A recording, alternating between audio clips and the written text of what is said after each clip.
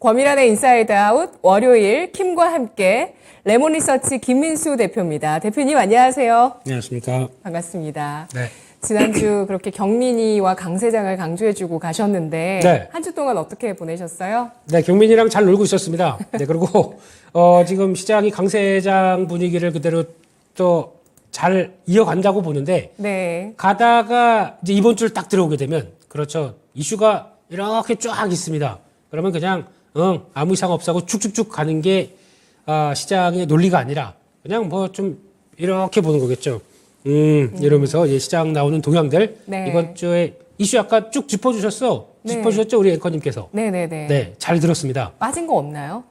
뭐 이렇게 완벽하신 분께서 빠진 게 있으려고요. 예, 잘 얘기하셨고요. 네. 그러니까 일단 속도 조절 이런 느낌이 이번 주에 나온다고 봐야 될 것 같고 네. 그런 쪽에서 잘 뭐 똑같은 얘기 드리게 되면 잘 큰 충격 없이 넘어가게 되면 그 다음 자리로 가기 시작하겠죠. 근데 요즘 가장 큰 고민이 뭔지 아세요? 시장에서?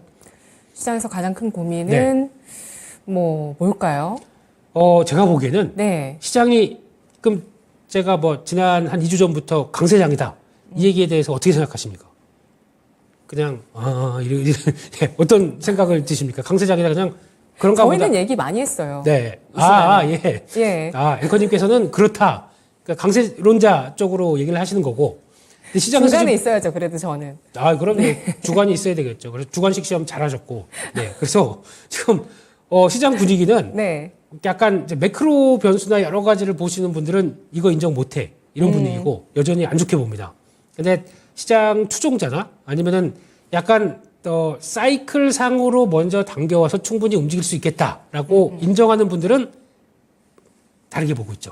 그러니까 지금 시장에서 한 목소리가 나는 게 아닙니다. 약간 5대5 정도로 다시 이 정도 움직였다가 다시 지금 나오는 게 뭐가 좋은 게 있느냐. 뭐 어차피 미국도 중국도 다 침체로 걸어가고 있는 상황들 쪽에서 주식시장만 이러고 있다라고 얘기하시는 분 아니면 지금은 그렇다고 하더라도 이게 바닥일 것이다.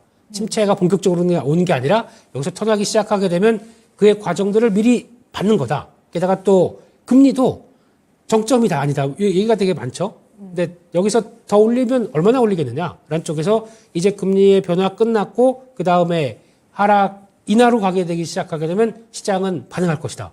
반대로 아니다. 금리가 여기서 또 멈춘다고 하더라도 만약에 한 번 더 올리게 되면 5.5인데 여기서 이걸 장기간 이끌어가게 되면 높은 금리가 계속됐었을 때 충격은 나오는 게 아니냐. 이런 쪽. 제가 다 머리가 어지럽네요. 네.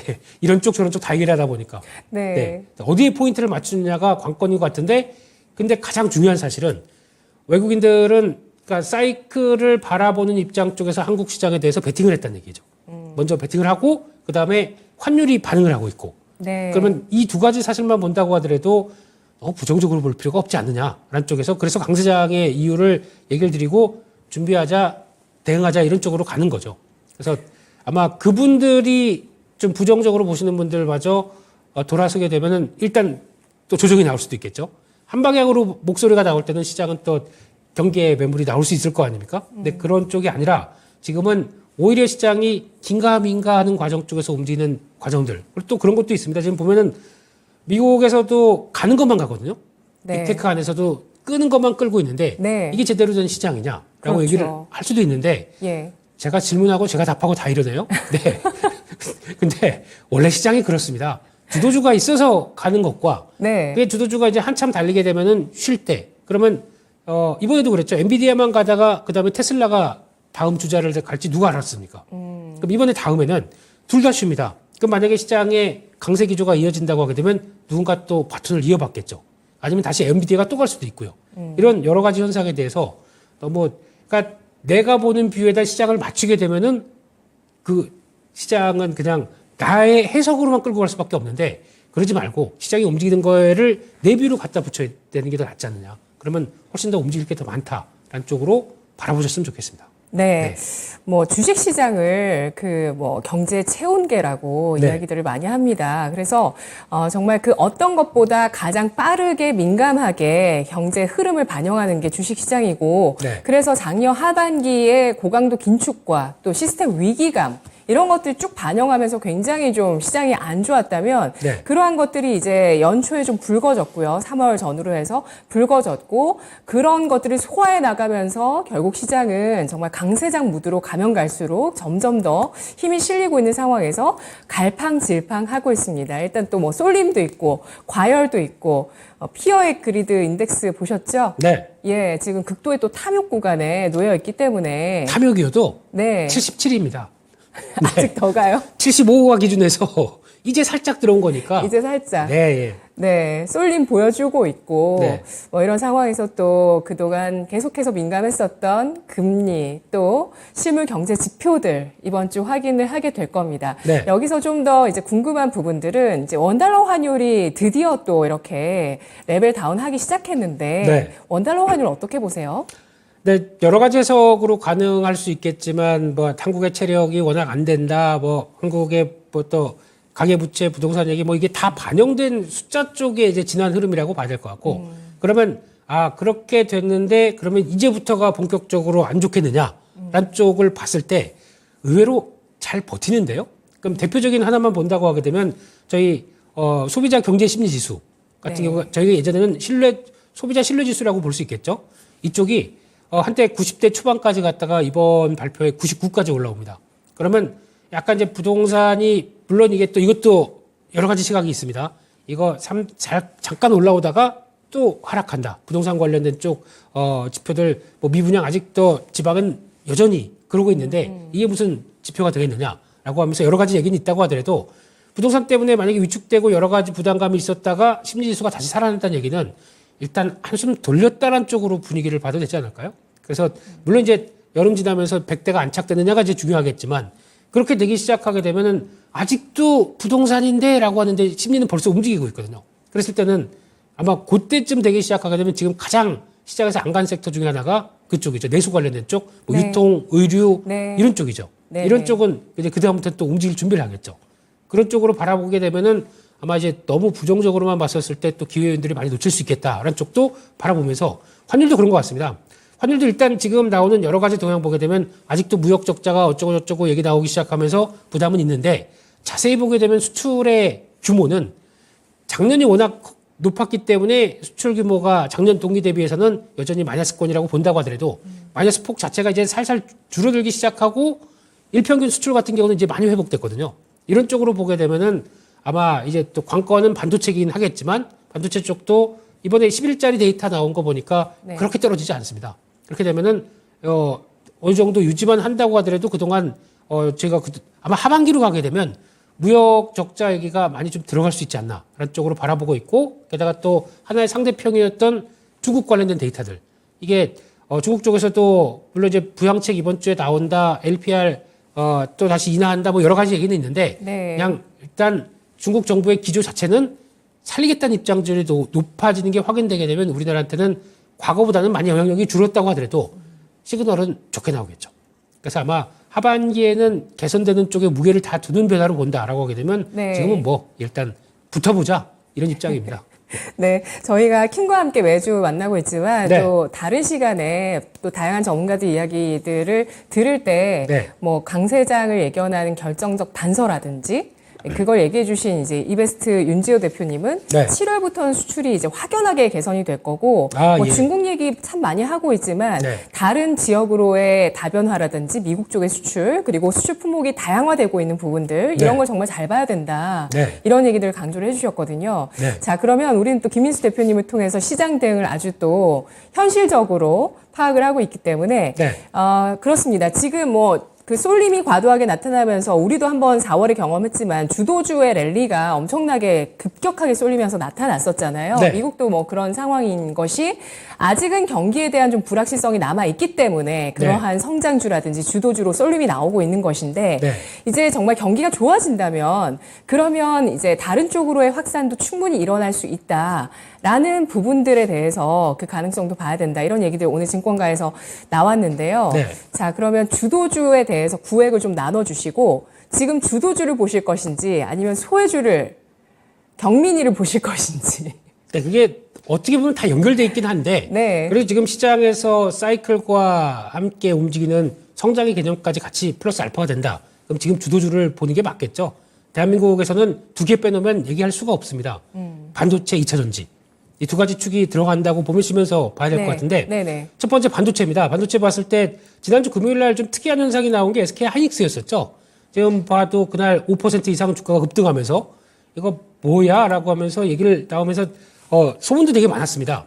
이때 HBM3로 엔비디아가 확보하기 위해서 선수금 1조 줬다. 이런 얘기도 나오고 있고. 근데 루머입니다. 네, 루머인데 네. 어쨌든 간에 주가가 반응했다는 얘기는 그만큼 SK하이닉스에 대한 또 반도체 시그널에 대해서는 여러 가지 긍정적인 부분들이 나온다고 봐야 되겠죠. 이런 쪽의 변화가 이대로 이어지고 있는데 당연히 오버했기 때문에 차익 매물 나오겠죠. 근데 그럼에도 불구하고 지금 단계가 그러면 아직 반도체 쪽에서 시그널이 안 나왔다라고 얘기를 하고 있겠지만 시그널이 나오게 되면은 과거에 2015년도, 16년도 주가를 한번 보세요. 그러니까 시그널이 나왔다, 재고 떨어졌다, 반도체 가격 올라간다, 본격적으로 올라간다, 이럴 때는 주가가 저기가 있습니다. 네. 지금보다 더 올라갑니다. 네. 근데 그거를 미리 반영하면서 움직인다는 반도체의 특성을 생각하게 되면 숫자 나오면 늦습니다. 약간 수출 관련된 데이터가 확보만 된다고 하더라도 붙어봐야 되는 거겠죠. 그런 쪽에서 지금 나오고 있다는 거 이게 가장 중요한 현실이라고 봐야 될 것 같고요. 네. 그렇게 되면은 또 지금 AI 관련된 쪽은 너무 많이 얘기가 나왔기 때문에 요즘에 강한 종목 중에 하나가 프로텍입니다. 네네. 이 회사의 가장 큰 강점은 예전부터도 알고는 있었는데 저희가 좀 지나간 부분들 중에 하나가 첫 번째가 한미반도체가 움직였었을 때 가장 많이 얘기했던 거는 한미반도체가 들어가는 HBM3에 들어가는 메모리 쪽에서 들어가는 비아 홀이라고 하죠. 그러니까 HBM3를 쭉 해서 고단으로 쌓을 때 거기 들어가는 구멍을 뚫는 장비입니다. 그것 때문에 주가가 이렇게 급등했는데 그러면 지금 포인트는 엔비디아에 들어가는 관련주 쪽으로 막 영향을 끼치면서 움직이는 게 하나의 또 트렌드겠죠. 그런 쪽에서 이쪽도 프로텍 같은 경우도 마찬가지로 레이저로 만드는 본딩. 그래가지고 밑에 들어가게 되면 요즘엔 솔더볼이라고 하는 게 뭐냐면은 납땜. 예전에는 저희 기술 시간에 많이 했거든요. 파란 기판에 뒤에다 납땜하는 거. 냄새 맡고 이랬던 거. 그게 솔더볼? 그게 솔더볼입니다. 네. 그거를 하는 장비인데 네. 이 회사가 지금 TSMC가 바뀌었어요. 지금 COWOS라고 코어스라고 해서 패키징 방식이 바뀌었습니다. 그러니까 즉 솔더볼을 PCB를 쓰는데 그전에 썼던 PCB가 아니라 다른 그러니까 즉 대안들이 좀 전원체가 바뀌었습니다. 그러면서 이거를 더 전력 효율을 높게 하기 위하다 보니까 더 레이저로 자세한 그래서 완전히 새롭게 진입할 수 있는 영역들이 펼쳐지기 시작했죠. 그러다 보니까 프로텍이 들어간 게 아니고요. 들어갈 수 있다라고 하는 기대감이 높다 보니까 이렇게 나오는 상황들이죠. 그래서 아마 수주 가능성이 높다고 보여집니다. 그렇게 되면은 이런 변화가 나왔었을 때 하나에 반응하는 종목들도 이렇게 가는 거고 또 하나 지난번에 한번 나왔을 때 제우스 같은 경우도 그렇죠. 제우스 같은 경우도 작년에 실적 선방했고 올해도 이쪽 보면 아까 한미반도체가 들어가는 홀을 뚫는데 홀을 뚫는 과정 쪽에서 오염이 들어갈 수가 있으니까 거기 들어가는 세정하는 장비 제우스가 하거든요. 그렇기 때문에 이런 게 다 연결되면서 움직인다라고 하게 되면 이런 분위기도 다 같이 시장에서 반응을 할 거라고 보여지고 있고 또 이제 이오테크닉스 같은 경우도 그러죠. 나도 있는데 라고 하다 보니까 또 시장에서 뒤늦게 반응이 나오는 거고 그런 변화를 봤을 때는 이게 다 하나의 흐름으로 봐서 대응 가능한 영역이다라고 보고 마찬가지로 테스 같은 경우도 들어갑니다. 시장에서 전혀 모르고 있는 상황들이죠. 증착 관련된 쪽에서 같이 영역돼서 그러니까 이런 회사들의 가장 큰 특징은 대한민국의 어떤 반도체 중소형 장비 회사들 같은 경우는 연결돼서 SK하이닉스나 삼성전자로 들어가서 거기서 걸쳐서 엔비디아로 들어가기 시작한다라고 하게 되면 하나씩 다리를 걸칠 수 있는 회사들이 많거든요. 근데 가장 중요한 건 거기서 얼만큼 수익성을 내고 레벨업을 그러니까 지금 사이클 따라서 움직이는 거는 기본 플러스 알파로 AI를 통해서 얼만큼 더 성과를 낼 수 있느냐 이런 것들이 확인되는 회사들은 프로텍처럼 저렇게 점프업을 하겠죠. 네. 그럴 가능성이 있는 회사들을 지금 찾는 게 제일 중요하지 않나 이렇게 생각이 듭니다. 네, 그러면 이미 시장에 나와 있는 그런 모멘텀이 좀 드러나 있는 그런 종목을 보는 게 좋을까요? 아니면은 그러니까 가격적인 메리트보다는 결국엔 모멘텀이란 말씀이신 거잖아요. 그렇죠. 그게 네. 이제 다 같이 어우러지면서 맞출 수 있는 상황들인데 네. 지금 말씀드렸던 종목들은 다 사이클만 이제 턴하기 시작하게 되면 다 올라갈 겁니다. 네, 올라가는데 누가 주도가 될 것이냐. 그러니까 과거 같은 경우는 지금까지 사이클은 그랬거든요. 사이클 때는 항상 전공정이 먼저 가고 후공정은 뒤에 갔었는데 지금은 좀 바뀌어 있죠. 하나마이크론 같은 경우 먼저 반응하기 시작합니다. 어차피 지금 앞으로 대세는 패키징 쪽에서 뭔가 삼성이 파운드리를 하기 위해서 큰 변화를 이끌을 거야. 그 밑쪽에서 먼저 선점한 회사들이 주가가 이렇게 좋은 현상이고 이게 약간 실적보다는 모멘텀 플러스 알파가 더 강화된 상황들이죠. 이런 네. 것들이 더 영향을 끼친다라고 하게 되면 이번에는 사이클들이 약간 후공정 쪽에서도 체크해야 되지 않나라는 쪽도 바라봐야 될 것 같고요. 또 하나는 그거죠. DDR5입니다.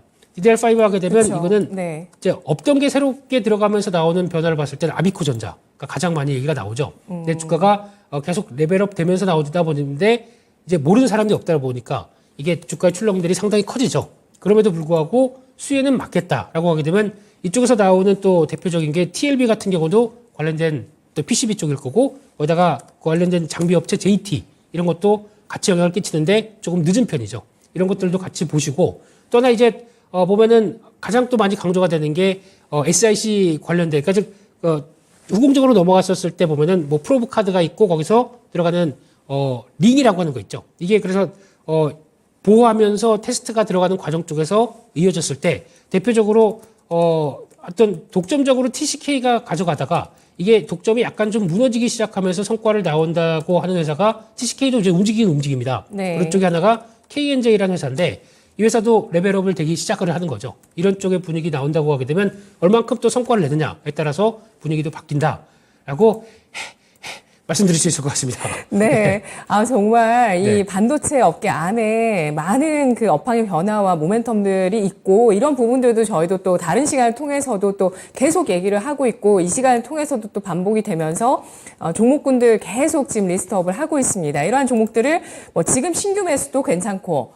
갖고 계시는 분은 수익률 극대화를 위해서는 계속 더 가져가셔야 된다라는 말씀이시죠? 근데 신규 매수는 일단 한번 레벨업 된 상황 쪽에서는 잘 네. JAL 네.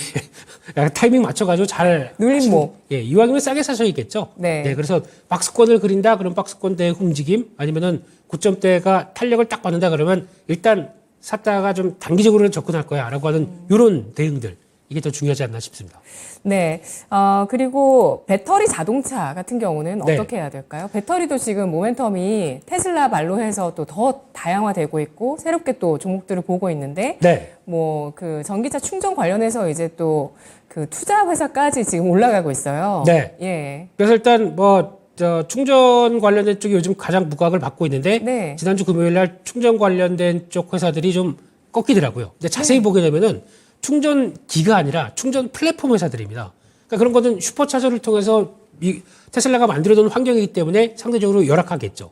근데 그걸 한다고 하더라도 대표적인 충전기로에서 앞으로 그러니까 충전기와 플랫폼은 약간 차이가 있지 않습니까? 그러니까 이쪽은 충전을 통해서 나오는 뭐 포인트나 아니면 이 활용을 통해서 여러 가지 사업을 펼치겠다라고 하는 상황이다 보니까 저희 식으로 얘기하게 되면 뭐 신세계 INC나 롯데정보통신의 회사들이 약간 좀 영향을 받을 수 있겠지만 그렇다고 하더라도 미국 시장에서 가장 큰 핵심은 지금 충전기가 모자란 상황이다 보니까 그들이 협력을 하겠죠. 그런 관점으로 바라봤을 때는 여전히 충전기 관련된 쪽은 바라보는 게 좋겠다라는 생각인데 그거 말고도 지금 2차전지 쪽에서 바라봐야 될 상황들이 지금 최근에 코스모 관련된 종목들이 강합니다. 네, 맞아요. 대표적으로 코스모 신소재가 레벨업하고 이렇게 강한 상황들이죠.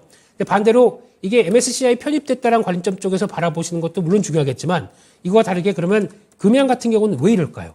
주가가 못 갈까요? 코스피 200 편입되고 그랬는데 왜 못 갈까요? 라고 하는 거는 숫자를 찍힐 수 있게 실질적인 투자나 성과를 가져가느냐가 제일 중요할 것 같습니다. 근데 그런 쪽에서 충분히 그런 개연성이 있다라고 하게 되면 에코프로 그룹부터 코스모 신소재나 이 정도까지는 인정을 하되 금양에 대해서는 시장이 바라보는 게 진짜 맞아? 라고 하는 쪽에 의문이 나오기 시작하는 거죠. 그러다 보니까 갈린다라고 하게 되면 지금은 또 무슨 리튬 회사들 많죠.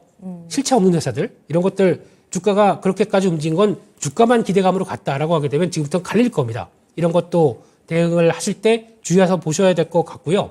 그러다가 또 지금 약간 2차전지 쪽으로 가다 보니까 최근에 많이 나오는 것 중에 하나가 대주전자재료가 강합니다. 이 회사가 가장 잘하는 거는 이제 내년부터 들어올 실리콘 응급제에 대한 변화 이렇게 또 준비를 하기 위해서는 이제 또 발동이 걸리기 시작하는 거죠. 그런 쪽을 봤었을 때 또 하나 눈여겨봐야 될 게 이녹스라는 회사입니다. 이녹스 같은 경우도 이 회사가 TRS라고 하는 종속회사를 통해서 실리콘 응급제 준비를 충분히 하고 있는데 이녹스가 단순하게 지금 움직이는 이녹스 첨단 소재의 그냥 어떤 지주회사라는 정도로만 보게 되면은 지금 갖고 있는 자회사 모멘텀들을 놓치게 되겠죠. 그렇기 때문에 이렇게 움직이는 것도 한번 좀 체크해 봐야 될 것 같고 그 밖에 제 개인적으로는 충전기 하게 되면은 또 하나 체크해야 될 회사가 YM텍이라는 회사입니다. 네. 이 회사도 EV 릴레이 관련된 쪽에서 이게 스위치가 딱 점화했었을 때 탁탁 하고 움직여주는 이 대표적인 그러니까 전력을 개폐하기 위해서 가장 중요한 부품이라고 하게 되면 이 회사도 충전 시장이 커질 때마다 가장 또 강하게 또 이어갈 것 같고요. 그밖에 이 정도만 하겠습니다. 네. 볼 게 너무 많고, 네네. 예, 시장에 재료들도 정말 많이 살아있는 상황이고요. 네. 자동차 같은 경우는 지금 최근에 하락을 하게 되면서 사실 네. 많은 분들이 좀 걱정을 하시는데, 네. 걱정할까요? 아니면 자동차 부품 쪽도 네, 계속 일단 지켜봐야 될까요? 네, 현대기아차는 지금 입장 쪽으로 보게 되면 시간이 조금 걸린다에 무게를 두고 있습니다. 네네. 왜냐하면 이쪽은 일단 보조금 지급이 안 되는 상태다 보니까 제살 깎아먹기로 지금 렌트비나 아니면 또 자동차 쪽에서 보조를 나름대로 시장 점유율을 유지하기 위해서 전략을 쓰고 있죠. 그러면 저희가 알고 있던 친환경차 쪽에서는 아무래도 그들에 비해서 지금 보조금이 없다 보니까 좀 처진다라는 관점들이 나오고 있는데 이쪽은 지금 뭐 성과가 나온다고 하더라도 지금 어차피 뭐 대형 SUV나 아니면 제네시스 브랜드로 나오고 있기 때문에 시장에 플러스 알파의 멀티플을 줄 쪽은 그쪽이 아니다라는 쪽에 지금 무게를 두고 있거든요. 그러면은 2024년도에 이상 없이 전기차 공장들 마련돼서 끌고 갈 것이다라고 했었을 때 그때 이제 본격적인 멀티플이 더 나올 수가 있기 때문에 지금은 약간 좀 기다리는 모습들이 더 나오지 않나라는 쪽으로 바라봐야 될 것 같고요. 그렇게 자동차 되면은 부품은 추세가 살아있는 종목들이 여전히 많이 있어요. 네, 그쪽과는 좀 다른 문제가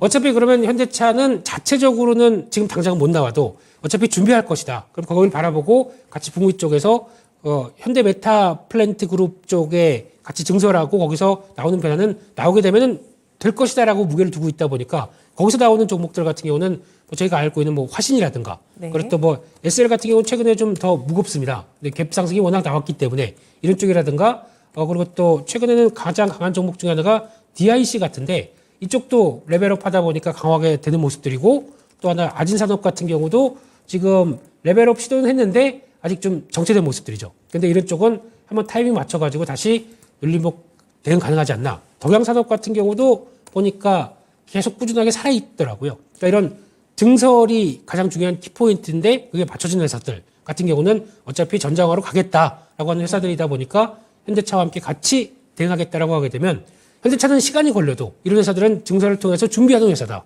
그러면 오히려 더 다르게 접근할 수는 있겠죠. 이상입니다.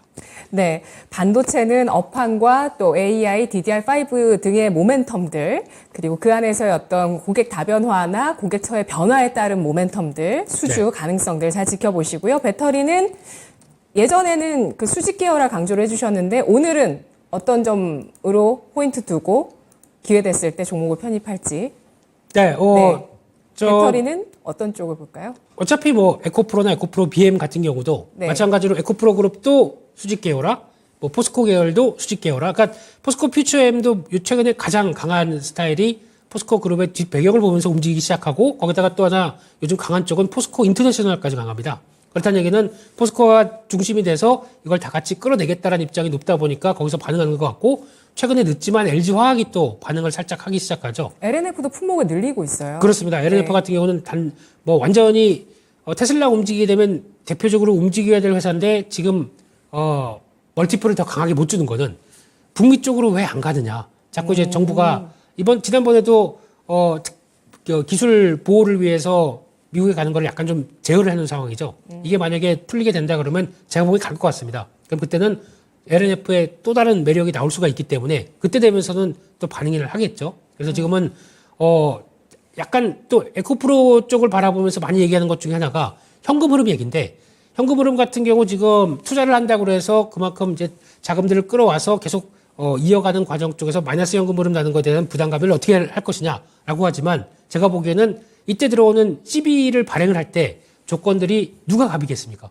지금 우리 상황을 봤을 때 투자하는 게 좋을 걸 이렇게 들어오는 것과 우리 너무 없으니까 좀 도와주세요 하는 거는 차이가 나겠죠. 근데 지금은 약간 갑의 입장 쪽으로 좀 바뀌는 것 같아서 CB 발행 조건이 상당히 긍정적일 것이다라고 하는 거는 오히려 아니면 지금 은행 조달을 통해서 받아와야 되는데 그러면 뭐 6% 7% 이자를 내는 게 아니라 오히려 좀 더 여유 있게 나오게 되면 지금 당장은 자금 조달을 통해서 양적 성장이 들어오는 것 단계는 충분히 무리가 없을 것이다라고 바라보면서 너무 그쪽에 쏠리게 되면 또 말릴 것 같아서 그런 것도 한번 보셔야 될 것 같습니다. 네. 마지막으로 경민이 딱 한마디만 진짜 10초만 드릴게요. 10초요? 네. 네, 안녕히 계세요. 예. 네. 경민이는 딱 그거 조선주가 제일 좋을 것 같습니다. 조선주요. 네. 가장 네. 마련돼서 어떤 수주장고 쌓아놓고 지금부터 이제 수익성의 싸움이거든요. 그쪽에서 변화가 나왔을 때 턴어라운드의 확실한 모습들이 나왔다 그러면 제일 좋지 않을까라는 쪽에서 뭘 사야 되느냐라고 또 여러 가지 얘기가 나올 수 있을 텐데 제가 보기에는 후발주자인 삼성중공업이나 대우조선의 양이 더 나을 것 같고 네. 내가 또 새롭게 이제 또 PC선 중심으로 딱 물이 들어오는 현대미포조선 이게 더 좋을 것 같다 이상입니다. 네. 여기에 피부 미용 의료기기 엔터도 계속 간다. 그건 뭐 이제 추세. 지난주 유지. 방송을 다시 VOD를 보시게 되면 될 것 같습니다. 네. 그리고 오늘의 주제는 강세장 맞다니까 였습니다. 분석 잘 들었습니다. 감사합니다.